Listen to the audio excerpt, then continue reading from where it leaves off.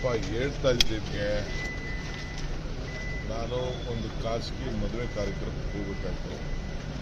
ಎರಡನೇದು 14ನೇ ತಾರೀಕು ಸುಮಾರು ನಾವು ಪ್ರತಿ ಜಿಲ್ಲೆಯಿಂದ 300 ಜನ ಕಾರ್ಯಕರ್ತರನ್ನ ಲೀಡರ್ಸ್ನ ಕರ್ಕೊಂಡು ಹೋಗ್ತಾ ಇದ್ದೀವಿ.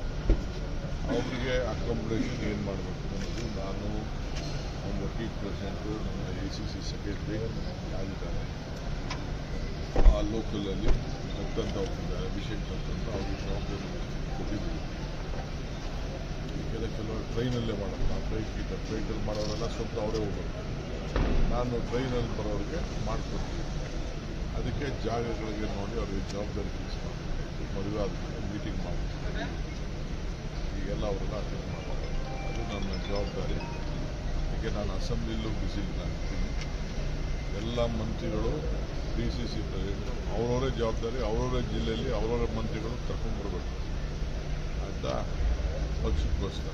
ಆ ವಿಚಾರದಲ್ಲಿ ಯಾರು ಕರ್ಕೊಬರ್ತಾರೆ, ಯಾರು ಕರ್ಕೊಬರಲ್ಲ ಅಂತ ಒಂದು ರಿಪೋರ್ಟ್ ಕೊಟ್ಟಿದ್ದೆ MLAಗಳು ಕರ್ಕೊಬರೋದು. ಸೊ ಆ ವಿಚಾರದಲ್ಲೆಲ್ಲ ಚರ್ಚೆ ಮಾಡೋಕ್ಕೆ ಹೋಗ್ತೀನಿ. ಮದುವೆ ಮುಗಿದ್ಮೇಲೆ ವಾಪಸ್ ರಾತ್ರಿ ಓದೋದು.